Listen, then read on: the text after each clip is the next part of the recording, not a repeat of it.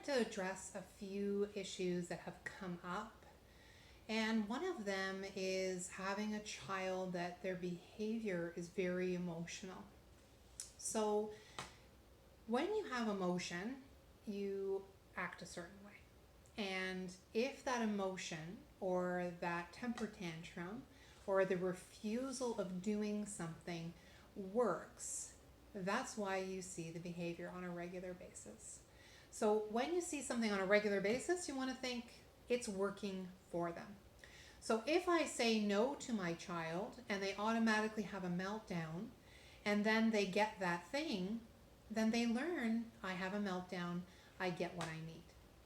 The other piece of that too is that we have to step back a little bit and look at their world. Where are they coming from? Look at your child through the lens of their eyes. Where are they coming from?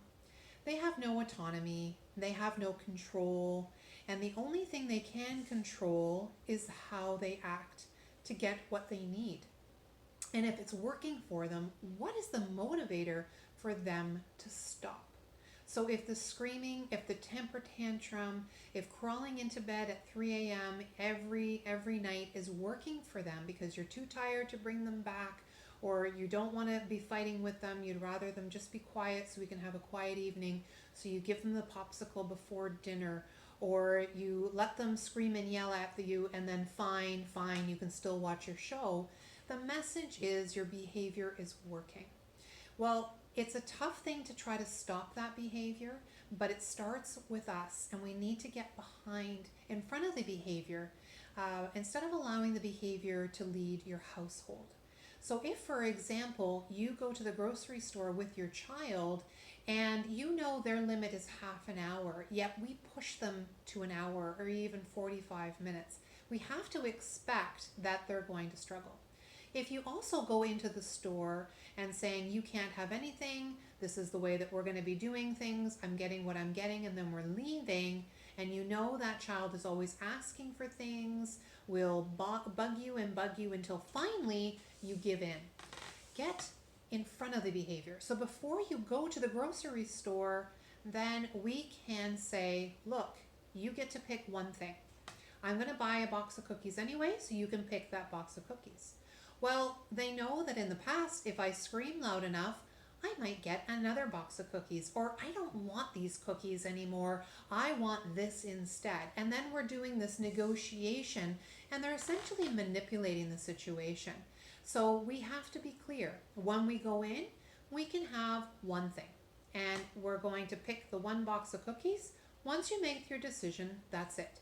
Now, if the child is being reasonable and kind of saying, you know what, I kind of wish that I had picked this instead, that's a good way to get my attention. That is a good way to negotiate and to communicate. Not saying, I don't want these anymore, these are stupid, I want this instead, and throwing a fit. And then we give it to them anyway.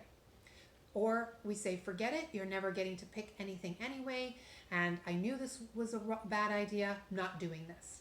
Okay, so look at the child. They are trying to get what they want. And if I can get another box of cookies or get something different, no matter how I ask and it's working for me, why would I stop acting this way?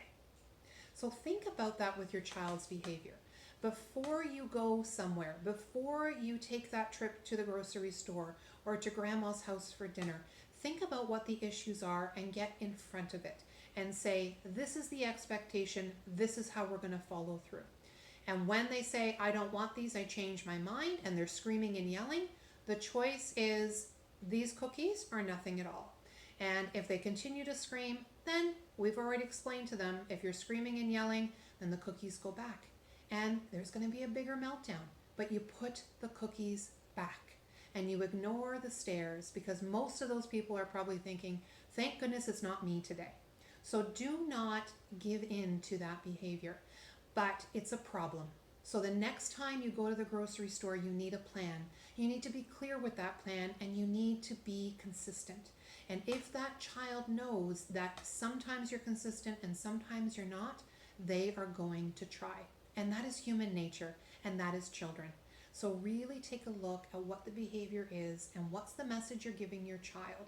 Be consistent, understand where they're coming from, and don't give up, because some of them will try a lot harder than others.